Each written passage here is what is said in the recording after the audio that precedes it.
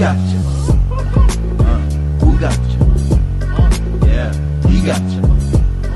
Yeah, she got you. Come on, we got you. What up, y'all? Welcome back to another segment of We Got You podcast, where I got you, she got you, he got you, and we got you. On this podcast, we talk movies, plays, directing, all things film. So stay tuned to see what we got for you today. That's right. I'm Jay. That's Day. That's D.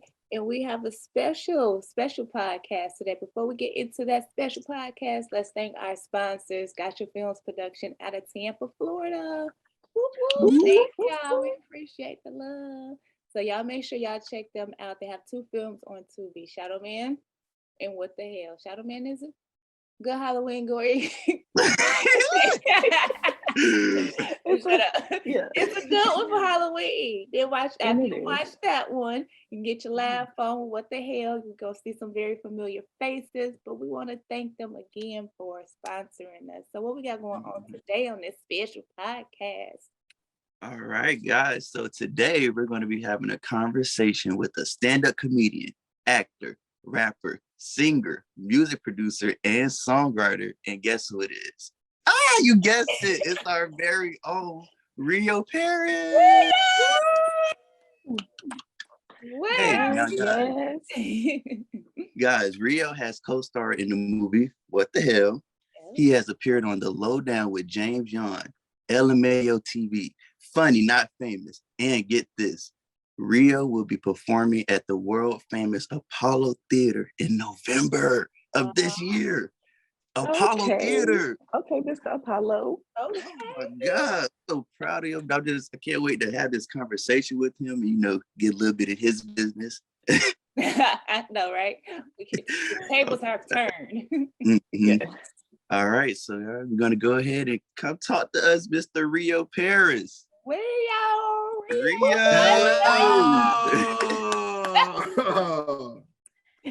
It's different, right? Yeah, definitely. How was that intro? Did you like it? Did you feel like a superstar?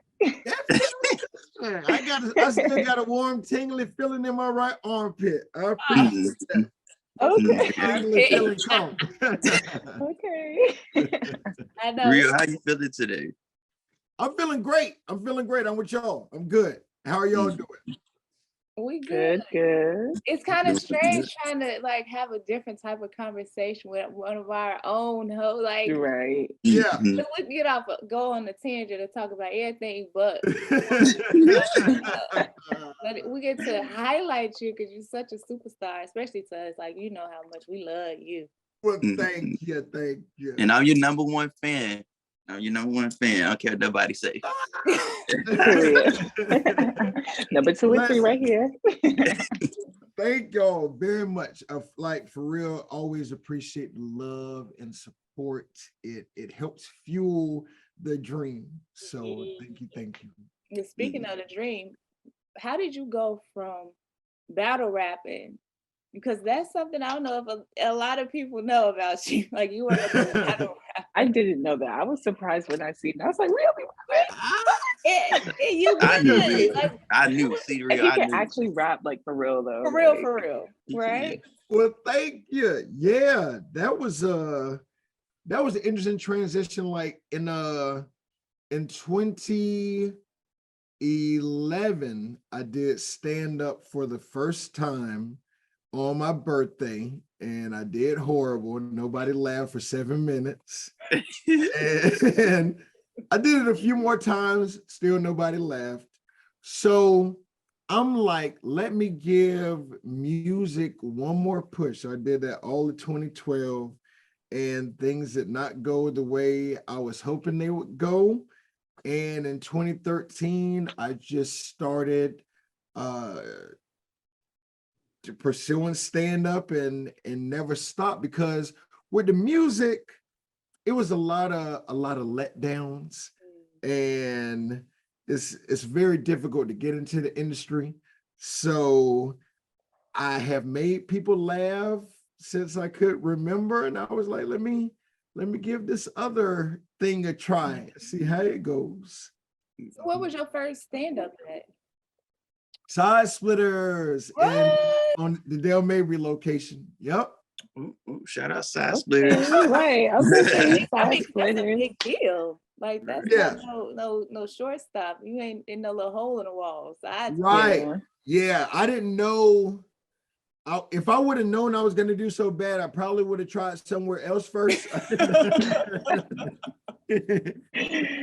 Would have bombed at a comedy club open mic in front of my mom on my birthday. So, yeah.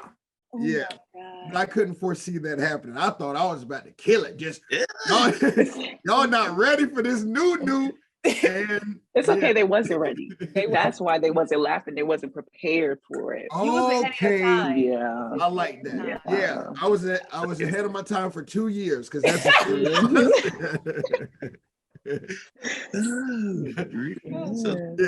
Okay, I want to hear about this 8 Mile party though, because y'all know I live for Eminem, so I want to know the tea. Oh my! Didn't know that. Okay, that's beautiful. I want to know. So when Eminem came out, so Tupac and Biggie had died. Eminem and DMX pretty much have become my everything rapper wise. So love them. Soon as My Name Is came out, I was like, yo, this is awesome. And fast forward, I had been battling on a TV show in Tampa called Hip Hop 411 TV. Battle every week. I went like probably 54-0 or something like that. But before, after Hip Hop 411, they had a rap battle competition at the Popeyes on Hillsborough and 22nd. The radio held this. And somebody called and told me about it. They're like, yo, man, you got to get the Popeyes. They're having a battle. Whoever wins get to go to Detroit. There's something Eminem doing. So I went. It was legit. Fortunately, I won. And Eminem flew you and a guest to Detroit. It was a Black-owned hotel that we stayed in. Nicest hotel I ever been in. When we got there, we got to go to the trailer park where Eminem grew up. So 8 Mile. And it really is rough. Like we passed by a convenience store. Somebody got shot on the way.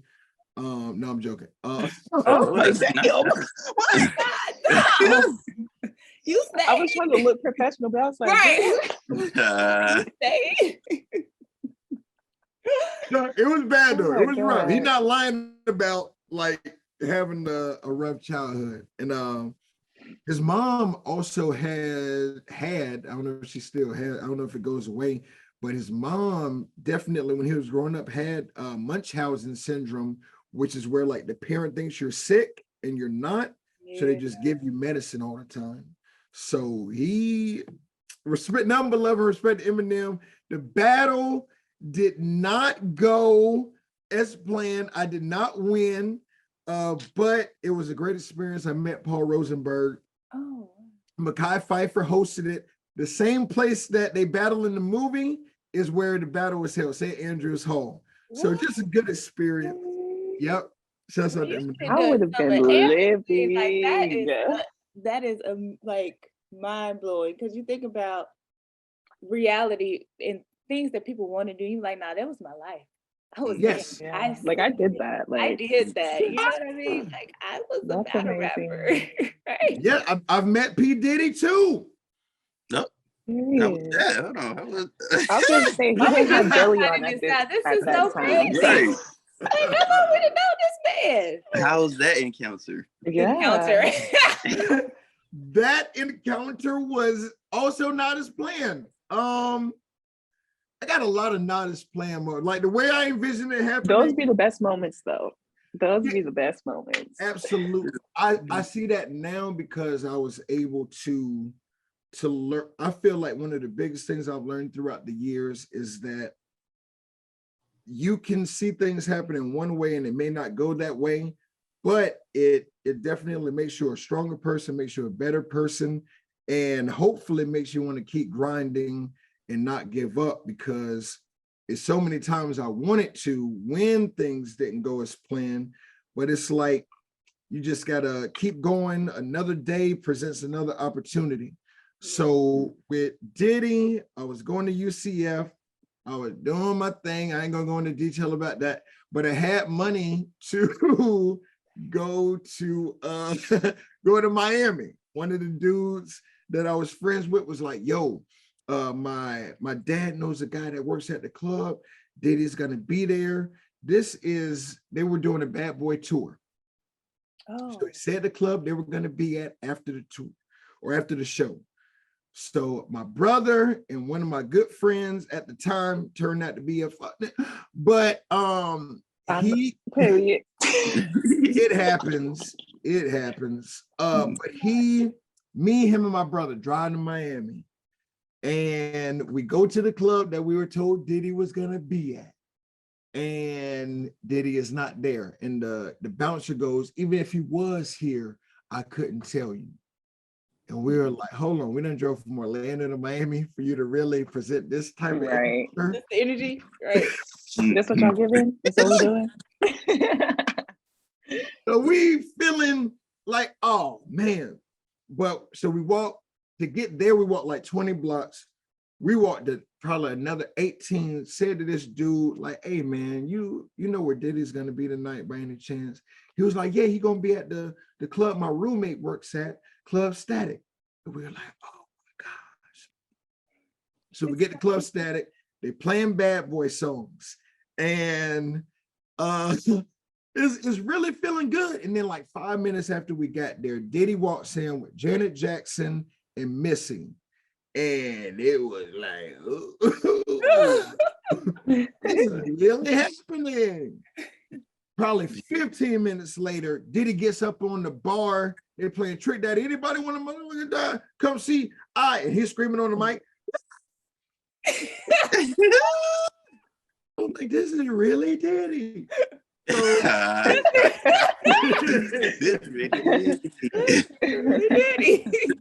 so he gets down from the bar, and it's like everything was just, I can't even describe the feeling. He get down, I hand him my CD, I call out, I'm like, Diddy, this is my CD. And he grabs it and it's like, all right, I'll listen to it. And probably 3 seconds later, I look at my brother and go, oh no. My brother said, what? He said, there's no information on the CD. Oh. And he was like, what? So I grabbed Diddy's bodyguard and I said, hey, I just gave Diddy my CD, but there's no information on it. And he this dude, like probably 6'5", I don't know how many pounds. I'm like, I gave Diddy my CD, there's no information on it. He goes, you shouldn't have gave it to him then. Heard that, my bad, sir. Right. I'll just hit him on Facebook. In that response, and right after he said that, he turned around. I grabbed that man by his shoulder to try to turn him back around. Wait a minute, the bodyguard? Yes. Yes. The issue with that is that when he turned around, but he proceeded to lift his shirt up and show me, my brother, and our friend the gun that he had on his waist. See. At that point, we put our hands up. It's not that serious, sir. He might not even to write something real quick, just a little memo. Right. You know, really at least pass this sticky note to him. Like, I'm sorry. So shoot me over a phone number, nigga. You good. You know, I like Tupac as well. So if y'all, you know, if that came out, then Diddy might not even like me. So you have a good night. Later that night, we were trying to still get the number. My brother wrote the phone number on a napkin and gave it to a dude that was supposedly in the entourage. We walk outside, probably like an hour and a half, 2 hours later. Diddy's in front of the tour bus. I'm talking to him, but I can tell he's just gone. I don't know, alcohol or whatever. It's the end of the day. Ain't nobody functional. Right. I'm like, hey, I'm the dude that gave you my CD in the club, and he was just like, I know you. And I'm like, yeah. So listen to it, tell me what you think. And the bodyguard, same bodyguard, was in front of the bus. He was like, Diddy, and talked to him for a second, was looking Get your at me. ass on the bus. Right. Yes, sir. They got on the bus. They Yes, sir. left. And then 5 minutes later, Missy, I guess, didn't want to talk to anybody. She ran right by us. Oh. So yeah, so that's the Diddy. She probably lit too. Right. She probably was. She probably 'Cause was. this was a little while ago when they did that tour. Yeah, and Yeah. I Need a Girl was out. I'm hearing I Need a Girl on the radio. I'm like, he gonna call me. This is He gonna call me. Oh, this was back then. This was back then. Oh, I was gonna say, I don't know. that's okay. So Rio, how do you go from wanting to be this rapper Yes. to being a stand-up comedian to being an actor in a movie? Like, what was the process of what was the transition? Right. Because you have such a huge life in the music industry. You like, so Right. why? How do we get here again? Did you audition for Making a Band? No, I did not. But hey, one thing I can say, they wouldn't have had to worry about me walking for no damn cheesecake. I wanted it so bad. Nah. I would have walked the next damn day. Did it? You want another one? Right. You want another one? Mhm. Hmm. I didn't get that because, man, when you have someone who can change your life, that is interested in what you do, I can't even fathom not doing whatever. Like, it's been a weird transition to do some elements, but like from rap to stand up is you're on stage still. Right. You had a crowd in front of you still. And one thing I used to do before I rap, which I incorporated in the stand-up, which some comics make fun of me, because it's like my trademark or whatever, but fellas make some noise, ladies make some noise. That comes from the rap background. Right. And then joke-wise, I try to still talk about my life. I want to talk about some other things. Same with rap. And so it wasn't as much of a stretch. A lot of rappers want to be comedians anyway, and vice versa. So we have that element. And then acting, I did take drama in 9th grade. I really didn't do anything except for like chew people. Cause drama. Right. Right. My teacher, Miss Green, did not like me. I think it was because I didn't show that interest. It was just kind of a class where I thought I may want to take it.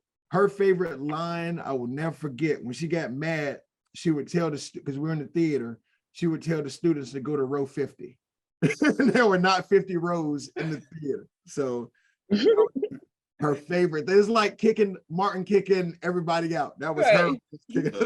Go to row 50. Get up out of here. And they up there like, where's row? You know what this Wait, bitch. hold on. Yeah. I thought there was a week. Right. Miss Green. That would be me. Yeah. So, and then acting, so that was probably when I did do some acting in that class. I guess that was the beginning. And then I did a TV show pilot for a show that got pitched to HBO a few years ago. And I've worked with Dow South, Dorian Welch I've done some movies with him, some independent films.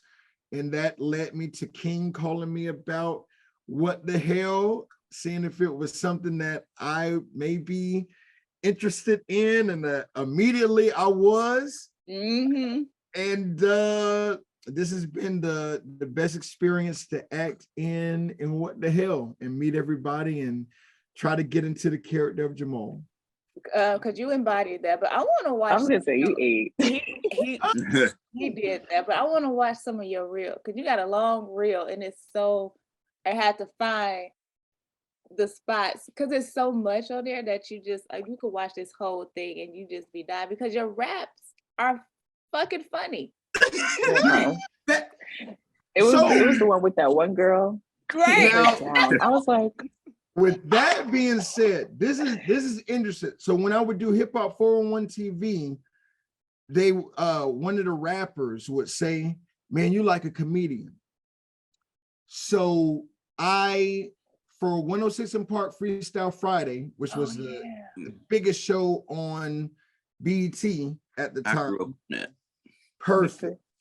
So it was like me, my mom, and my brother flew there for the auditions or for the tryouts. We slept outside from 11 p.m. to like 8 in the morning.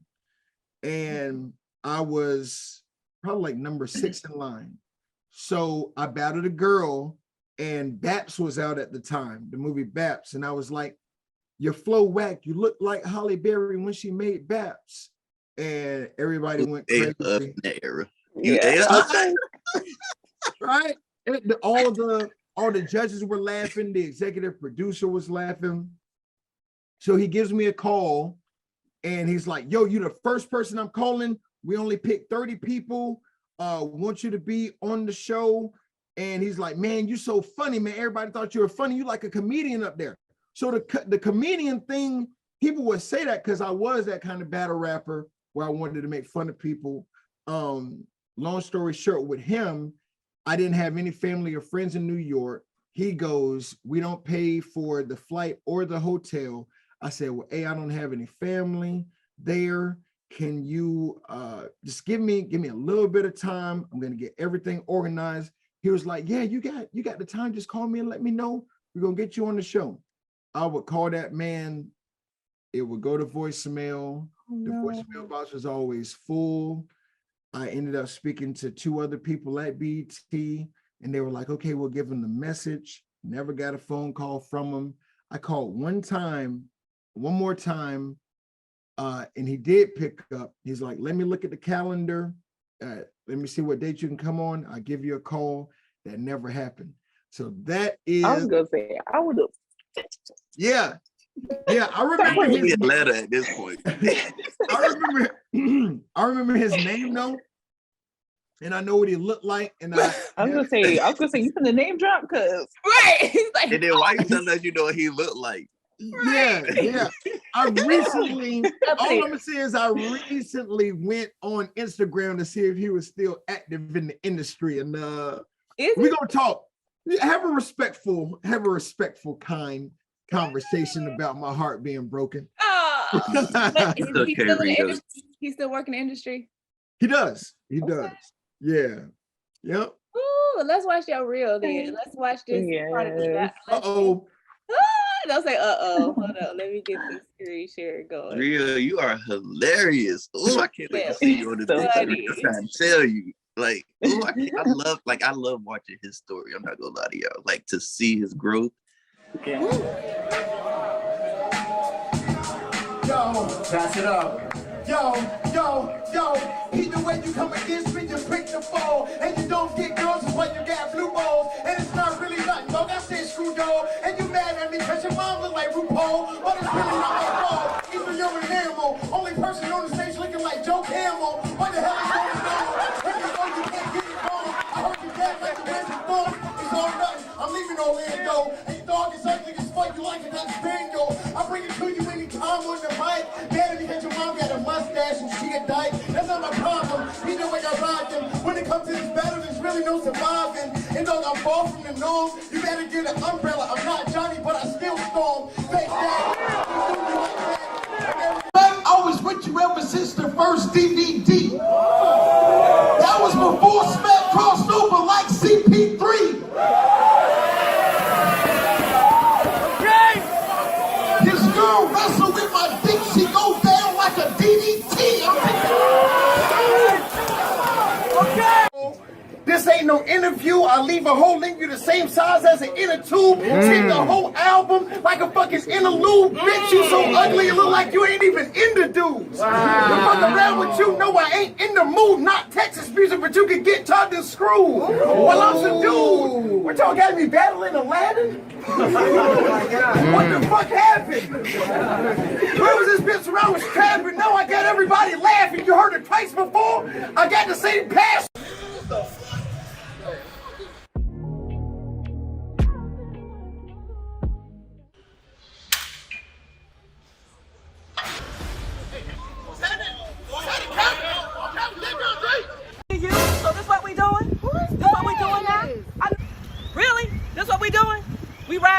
No, we walk. Bruh. You was gonna catch your little walking, creeping, skipping ass. Yo, mama. Bruh. That Are look you like crazy, your white nigga? Camaro too. Mama, Mama, what you doing here? Bruh. Like you all over there. Mama, I was all over you because you were sick. I was putting face on Bruh. you. Mama, what you doing? Really, mama? A little something like this. Hey, Barack, how you doing? I got some real good cushion over here. I think I'm slipping a little bit. That's what we doing. She said with your little walking, skipping ass. Shouts out to Kiani and Miss Quinn. Yeah, shout out to Harvey them. was in the passenger seat playing the little girl. My one of my daughters. Yeah, because you got three. That's right. That. Start them quick. Right. Because how is that having a family, especially having little ones, and trying Yeah. to navigate the world of stand-up and being a present father? Because you are a very present father. Yes. So how yes. do you navigate that? Well, with Miss Harmony, me and her mother were together before she got pregnant. So I was already doing stand-up. So it was kind of a understanding, if you will, that this is what I do and this is what I am hoping to make a career out of. So fortunately, she understood that I didn't ever have issues with you doing stand-up again. What about date night? Like I didn't do that. You gotta be She a doesn't little even with that life. she doesn't speak that way. She's Girl, Dominican. this is the So- date You night. doing Come on. stand up again? Right. Some comics deal with that, especially like if their partner doesn't feel like they're funny or have a future in it, like right.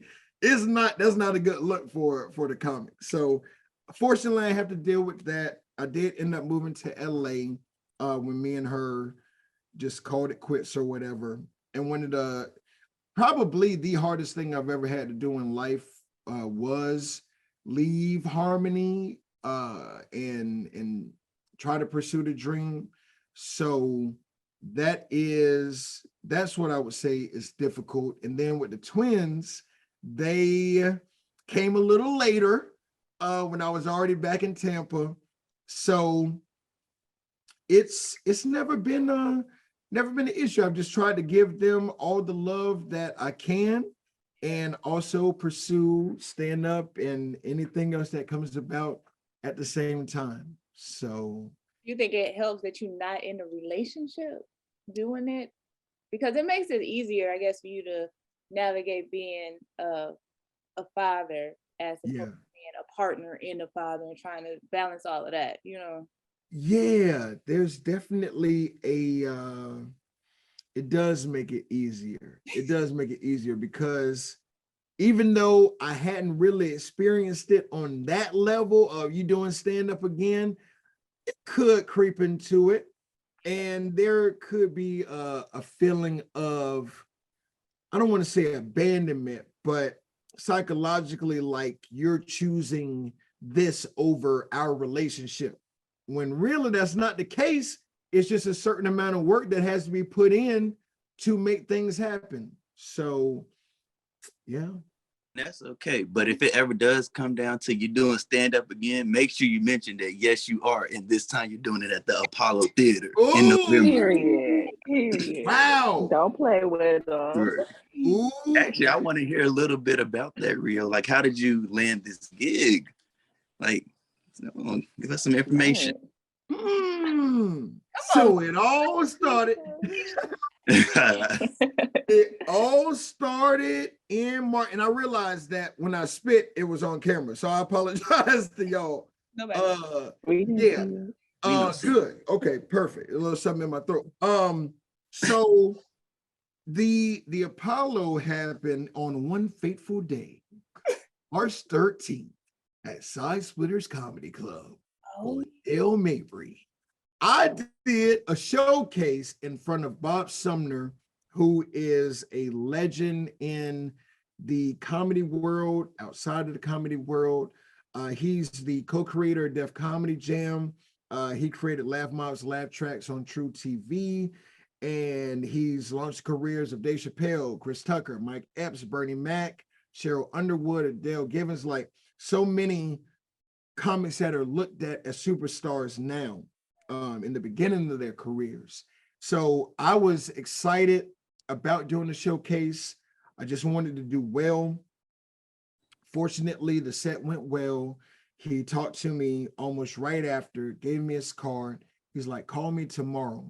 So we were able to speak briefly. He told me I reminded him of this comic, Charlie Barnett. Charlie Barnett is a guy that used to perform in the streets of New York, and he would have large crowds gathered around him, and he would put, like, they would put money in a bucket, and he was supposed to be what Eddie Murphy was on SNL, but he couldn't read or write. So he didn't get that opportunity. He went on to be on Def Comedy Jam in a movie called DC Cab, but he told me that night, he said, I reminded him of Charlie Barnett, and we had a conversation. He ended up calling me later and saying he wanted me to perform at a festival, and he wanted me to record a half-hour special. So I just did that.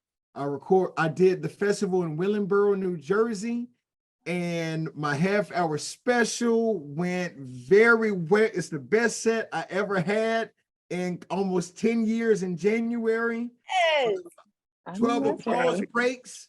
I got my first standing ovation at the end. What? And yeah, it's gonna look great. There we go. Okay. Yeah, that's when they stood up, because my first standing ovation, I didn't even know how to react. I almost looked behind me to see if there was a reason why. Did they tell y'all? But that went well, and he had already told me about the Apollo. Like, he called me about the festival and the special, and then a week later he said that I would be performing at the world famous Apollo Theater, because he's the comedy curator for the Apollo. Oh, wow. So anything comedy related, he's responsible for. So grew up watching Showtime at the Apollo, and I can't wait to make it happen November 10th. We ain't got that one. Yes, mark your calendars. Yes. What are you on? Is it going to be on cable? What network is it going to be on? Or No, so this is just performing there, doing. It's not the amateur night thing, right? so, which they still do, but this is me, 3 other comics. Me and 2 other comics are going to be doing 20 minutes, and then the host. I don't know how much time the host is going to be doing. But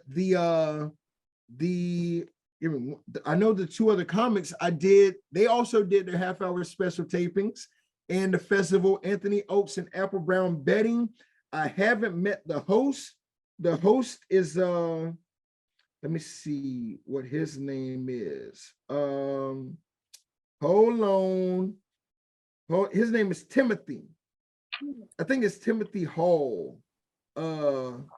So yeah, it's gonna be fun. It's gonna be a good time. Hopefully I don't get booed. Why would they boo you? Even if you do get booed, it is Right, what that's it still a is. You big- made it. You know? Of course, like no booze happening. Like stop. Right. So that's what you Yes, gotta stay positive, right? Yeah. So are you doing any more movies, or do you want to do any more movies? I do. I would like to do more movies. The What the Hell experience was so awesome with y'all that I'm geared up to do as many movies as possible. So yeah. Next exciting. Yeah. Would you stay in the comedy area, or do you want to be one of those transitional actors? Like I have range. I think that it's important in anything you do to show range. Yep.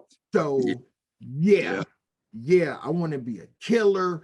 I'm just I was like, why you said that one first though?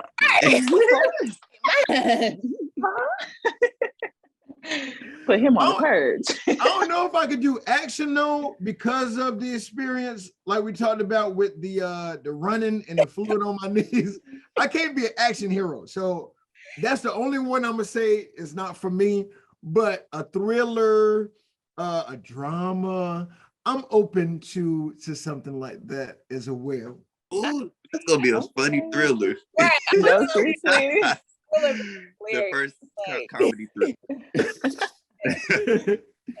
Yeah, did y'all hear that sound? Y'all heard that? Oh, no, I had gas. I'm bullshitting. No, somebody Nah, gonna get that would killed. be All you gonna see is Rio laughing on the side. Oh, that'd be cool. You said I that. like that. I like that. What that? Y'all finna write something together now. Yes. Never. Yeah, the Devontae Rio project. Let's do it. Let's do Yep, it. in the works. It's in the works. Ooh, it's gonna be so funny. Y'all have, and this is, I mean, with the podcast, this is just something else that we've been able to do that's also been fun. So it's definitely, man, it just feels like so many things are opening Falling into place. Yeah, and to be surrounded by good people is the key. There's no hate, there's no negativity. We're just all trying to make our lives better, and that feels awesome. I do feel like it's not a mistake. It's not happening by coincidence. The universe has brought it all into our lives to keep rising and representing. This moment, because Oh, that's right. this moment has led us to the Fast Five that you normally get to. Ooh. I see that. Don't do it. Ooh, on the other side of the Fast Five, so Devontae gonna get the chance to throw something at you. Mm-hmm. Uh-huh. Now, I like to call this the Faster Five. So Okay. I'll just get it. All right, so Rio, you already know how this goes. I'm just gonna ask you 5 quick questions just so we can get to know you a little bit more. Yes, sir. All right. So first question, what's your favorite meal? My favorite meal is crab shallot. Crab shallot. Ooh. Can't relate. It's spaghetti with crabs in it, basically. Oh, I'm allergic to seafood, so I wouldn't know. Oh no. Okay. All right. So next question. What is your favorite color? Because I know you like to wear tie-dye, so I really do want to know what's your singular favorite color. My favorite color is blue. Blue. Blue. Okay. No disrespect to the Bloods out there. All right. So who's your favorite actor? Roll up. Denzel. Denzel Washington? Yes, sir. That's what they sure. Just Is Curry acting? Is Denzel Curry doing something? I don't know. There's some other Denzels out there though. All right, who's your favorite rapper? Tupac. Tupac? Okay. All right. Now, your final question. Uh-oh. Don't think too hard on this one, okay? Okay. All right. Are you right or left-handed? I am right-handed, and sometimes I'm ambidextrous. It depends on what we're talking about. See? I know that's right. Come on. All right. Well, that concludes the Fast Five, guys. Oh, that was so fun. I did good. Yes. Oh my Side of that. Well, what was that? How does it feel being on the other side of that one? Right. I mean, it felt good. I thought they were very good questions. He did. Yeah. Proud. Mm-hmm. I'm always proud because I see what it is. I see that America and the world gonna know us. So, you know what I'm saying? It's not been a moment I have not been proud. You understand me? Mm-hmm. It's good. Say it again. It's all Say it time. again. I felt like I was hearing some ignorant for real coming out. Oh, another character. In the podcast I played 3 characters each podcast. I did Marquana, which is my hood ratchet female character, and I had New York No, that's my New York character, and then I had a black redneck. I forgot his name. Yeah. So, but Isn't It For Real is one of the characters as well. Yeah, in case y'all didn't know, he played a lot of different characters. He did impersonations. What's your favorite impersonation? Of a celebrity, either probably DMX. Let's see. Yeah. Show us a little song. We got your podcast. This is the thing. I didn't know that it was gonna be a time when we would be doing it, but to be interviewed by Jocelyn, Devontae, Dave, Thomas in the background, it was good. Yeah, DMX. That was accurate. Yeah. We No, got real. two guests You sound today, guys. too Rio much and like DMX. him. Come on. Also, one of my favorites, RIP DMX. Yes, we love DMX. So what's one of your favorite characters that you created? Marquana. Marquand? Let me hear Yeah. Marquand, because I love it. My favorite, as you can tell, is Ignorant for Real. Like, Ignorant for real. I love that nigga. I mean, at the end of the motherfucking day, it's something that, I mean, when you get interviewed, you be like, they want to talk to me, like, for real. But I enjoy it. It's like, I get the opportunity to get talked to, like, people want to know what the fuck I'm doing. And for Tampa, I'm just a bitch from Tampa that's trying to get it, and I'm trying to get my just due. Oh my goodness. What thing y'all Oh my talking God. about is just do. The voice. I love your character. God, Thank Oh you. my goodness. love you so much. We appreciate you being on the other side of this. I love y'all. Thank you for having me and even wanting to interview me. Like that means a lot. I thank y'all. I thank y'all not only for today, but always for the words of encouragement. Like I said, just the love and support that y'all give me. It means a lot, truly. Oh, That's real. You gonna be a super. Always. This is just the energy you get when you reciprocate this energy. Basically, you get Real ass nigga. energy. Give back. anyone person I've met, like, I mean, you the shit. So where can they find you, Mr. Rio? Because we know where we can find you. Yeah, find me in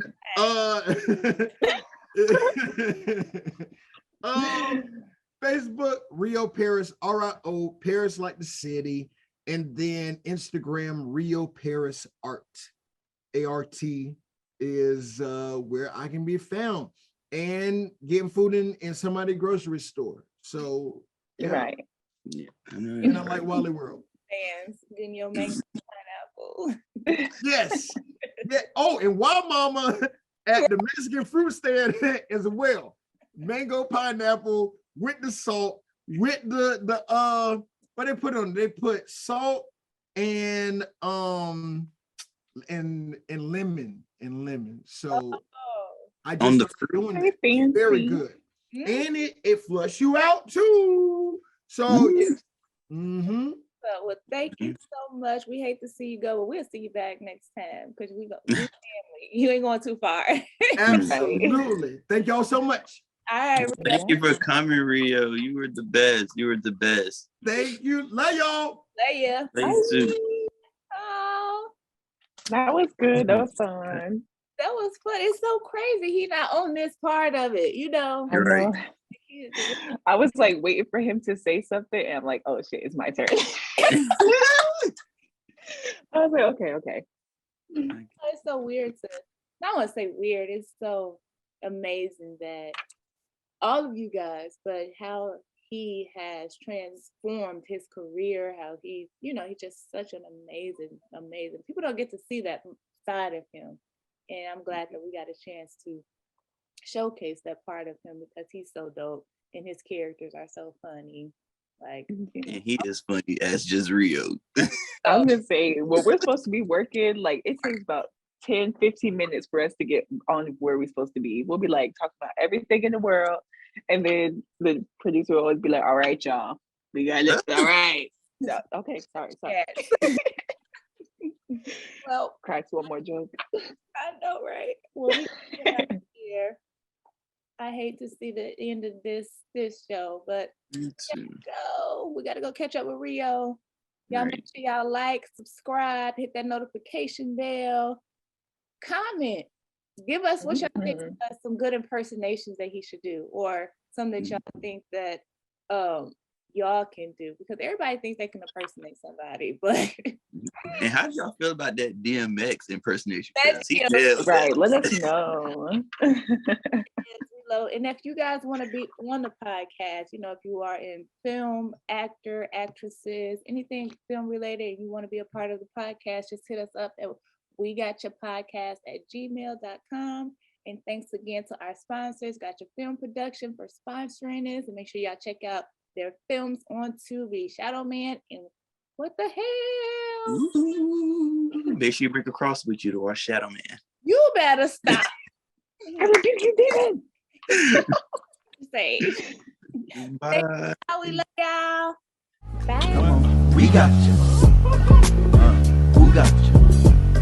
Yeah, he got you. Yeah, she got you. Come on. We got you.